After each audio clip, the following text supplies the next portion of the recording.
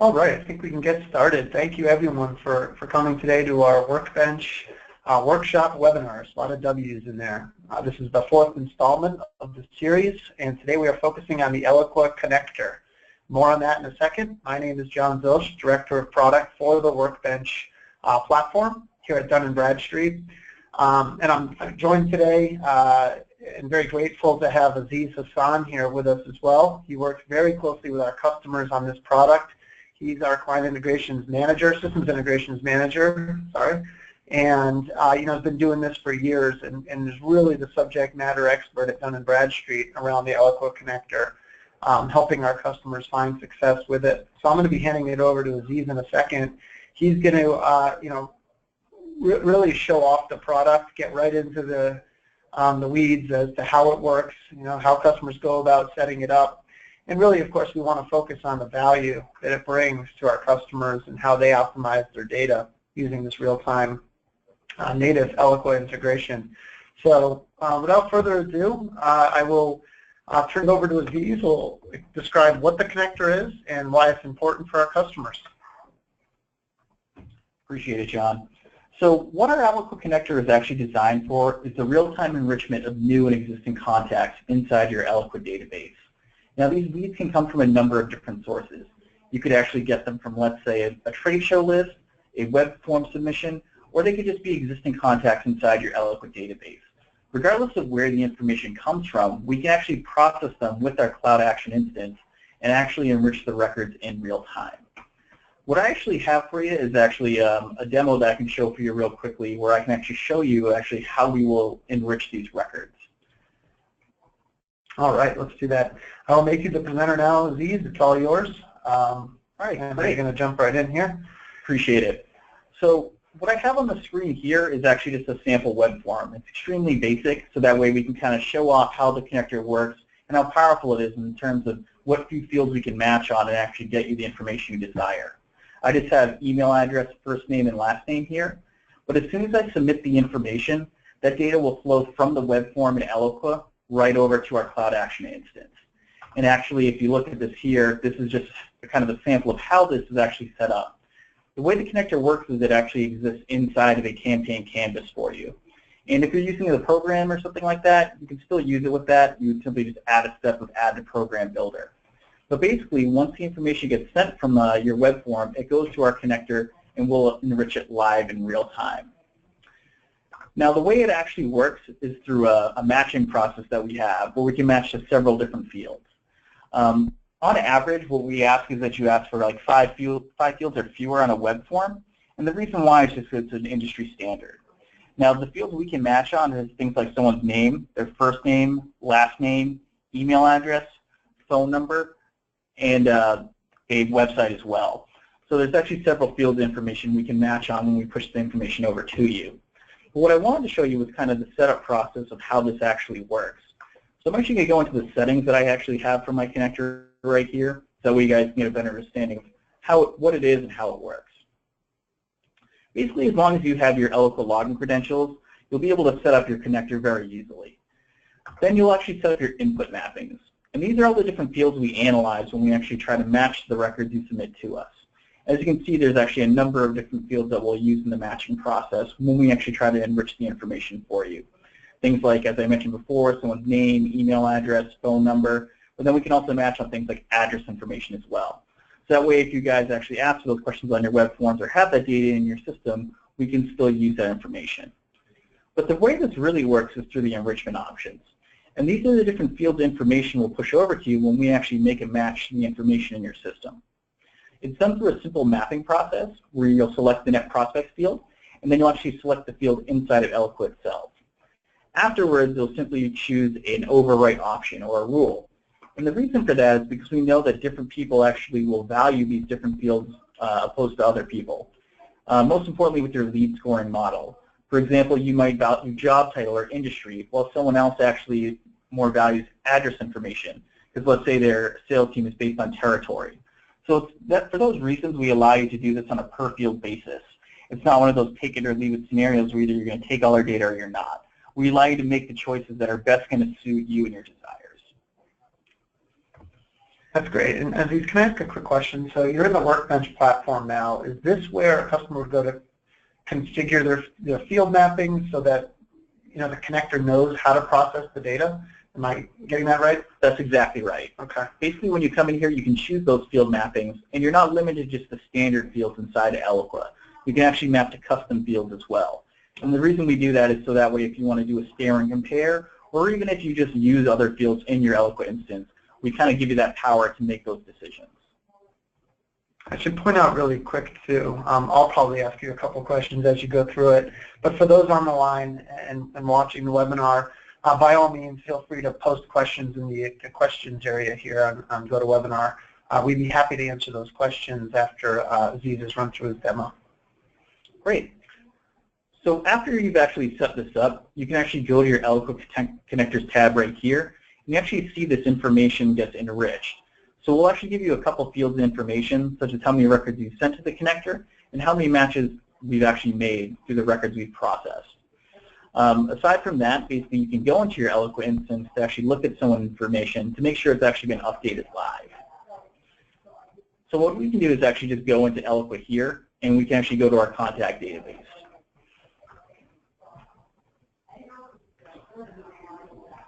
One of the other things we can actually do is we can actually go to a form itself, and we can actually look at someone's information to see what the submissions were. So this is the form that I had showed you guys earlier, just that email, first name, and last name. If you actually go over to here, sorry about that, just one sec.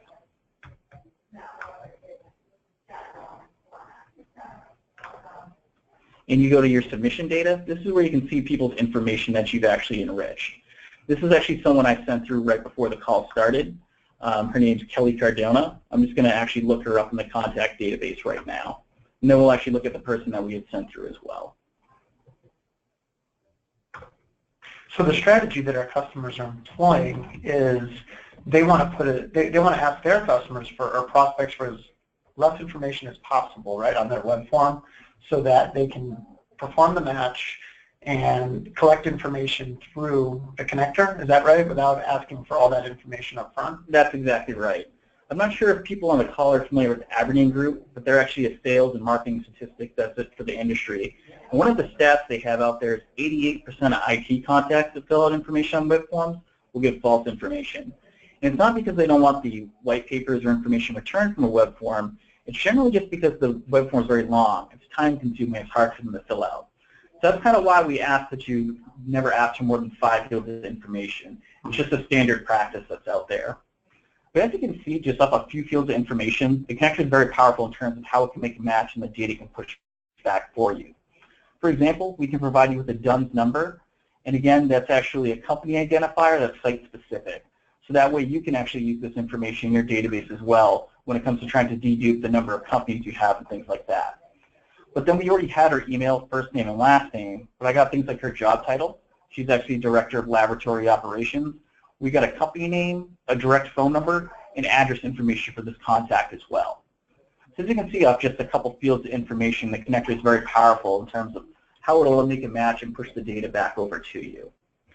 This is actually the record that we had sent over at the start of the call. As you can see, within just a couple minutes, the information actually got enriched by the connector. And again, if we go to the field details, we can see we got all that same type of information, such as someone's job title, direct contact information, and address information for their company as well. So that way, if your sales team is, let's say, working on something like territory, you'd have a direct phone number for this lead, and you'd actually be able to use lead routing model to actually send these people to the right people on your sales team.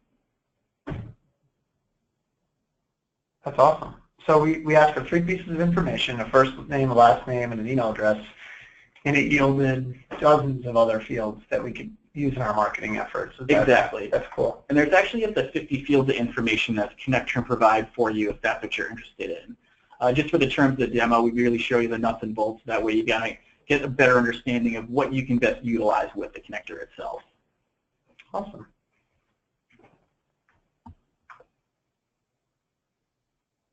Very cool. I think another, I know we have some questions rolling in. Did you have anything else you wanted to show, or did you want to get into some of the questions? We can get into some of the questions if you like. Great. Yeah, let me just make myself the presenter and get back into the slides.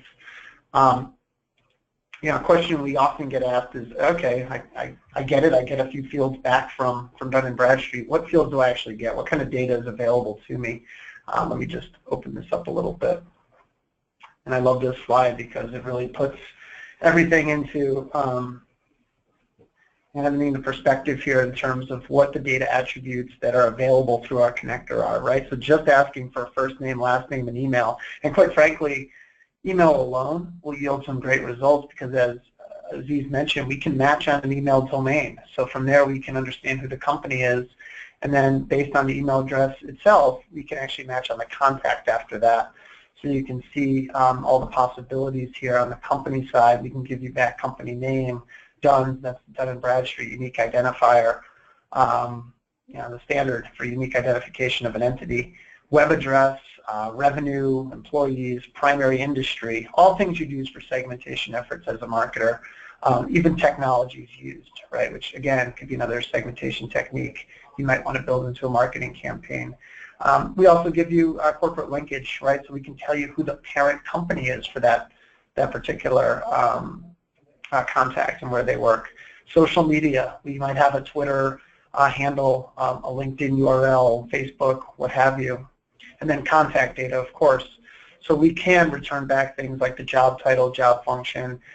Again, just kind of adding more and more color to that lead who's submitted the web form and actually opted into your, to whatever it is, whatever the call to action was to your website. One question I get asked a lot, Aziz, is are web forms the only way to utilize the connector, within Eloqua? No, you can actually utilize it in a number of ways. Aside from web forms, we can also enrich lists. They could come from trade shows or just be a list of leads that you guys have, or it could be the existing contacts or segments and shared lists that you have inside your Eloqua instance. You're not limited to just web form enrichments. Awesome. And about how long would you say, in terms of, I know you do implementations all the time, you set up pretty much all of our customers for the Eloqua connector. How long on average does it take? It usually takes between 15 and 20 minutes to actually set this up. As long as you have a good understanding of the fields that you have inside your Eloqua instance, it's very fast to set this up. As you remember at the start of this, I kind of showed you with the setup process what you need. As long as you have your Eloqua login credentials, basically all you have to do is set up your field mappings. After that, it's just simply applying this to a web form, or if you're doing it differently with like a segment or a shared list, it would just be routing it through in a campaign canvas. Great. So we do have a question. Thank you, Kip, for submitting a question. Kip's wondering about the order and the process of how the data gets handled through the connector. Is the web form data matched and filled in after it populates in the Eloqua database or before? It's actually done before. So what actually ends up happening is if the information gets submitted into your instance, whenever the information gets pushed over is when the match actually happens. It really just depends on your workflow. For example, if you guys decide to set it up with, let's say, taking in your web form data, it can simply populate that beforehand, but then we can actually update it afterwards. We have another question here. Are you limited to just one campaign where you can plug in the connector, or could that be utilized throughout different campaigns, multiple campaigns? Yep, you can actually use this across multiple smart campaigns. Basically, you can actually segment this differently if you like to. I have clients that will set up web forms on one campaign, and then on a separate campaign they can enrich a segment or a shared list. That way it keeps reporting separate for them as well. So that way when they want to show numbers to, let's say, management, it's very easy for them to break it out. That's great. And I think that's what you were showing in the Workbench dashboard, right? I mean, on that right-hand side, there are different panes or projects, if you will. Those all relate to one connector? They actually relate to multiple connectors. Oh, they do? Okay. Interesting. So you can have multiple connectors up and running and kind of... Yep, and it makes it easy for when you want to keep things separate for reporting. For an example, I have a client that actually wanted to understand what the match rate was for web form submissions versus the existing data that they actually had inside their Eloqua database. And it was for that reason we actually set up multiple connectors. So we had one set up for their web forms so they could actually see what the match rate was for that. then they had a separate one to enrich all of their existing leads. And that way they were actually able to see what we did for match rates. And they did slightly differ because the data came from different sources.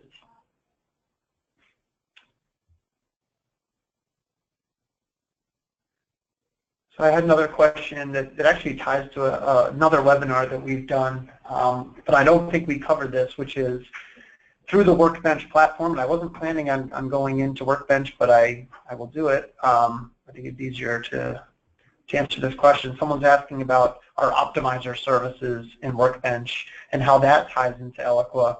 And that's actually a really great question because there's definitely a relationship between the two. So through our data management portal in Workbench, you can actually optimize your data and pull from Eloqua directly. So I have it here. I haven't used it recently, but if I was to click this button here, it would upload contacts from Eloqua. I'm not even sure if my rights are in there. But it's going to reach out to Eloqua using my credentials, and I can pull from either a segment or a list. And it's actually going to draw upon those same field input mappings that Aziz was showing earlier.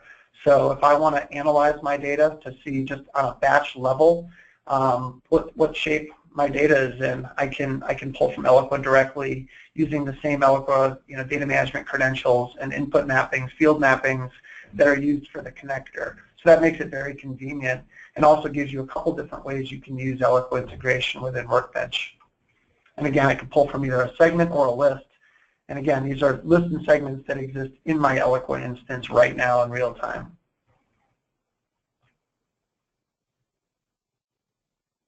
Let me just check our question pool here. Dave, thanks for the question. It's a great one. Can you add contacts you do not yet have into your database? You want to take that one, or would you like me to? Yeah. Basically, you can add any records you'd like into the system. If they don't already exist in your Eloqua database, like let's say you're uploading a list directly into it of, let's say, trade show contacts that you might have just recently acquired, you can upload that right into the system, and then we can actually enrich the records for you. Yeah, so we don't have a way of procuring new leads and pushing those into Eloqua automatically.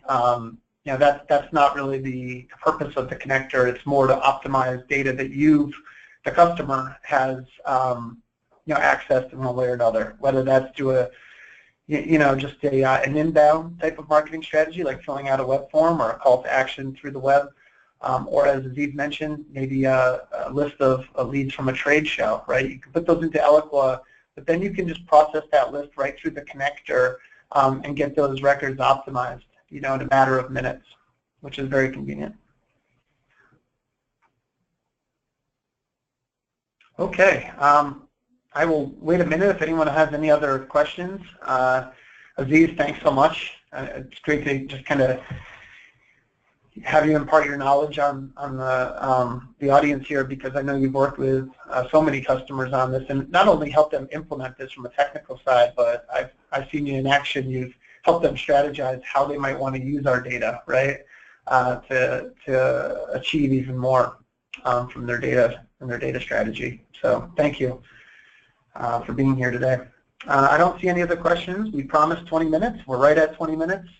So that will conclude our webinar today. Thanks so much for attending. And if you have any questions at all, contact the number seen here, and we'd be happy to help you. Thanks for coming.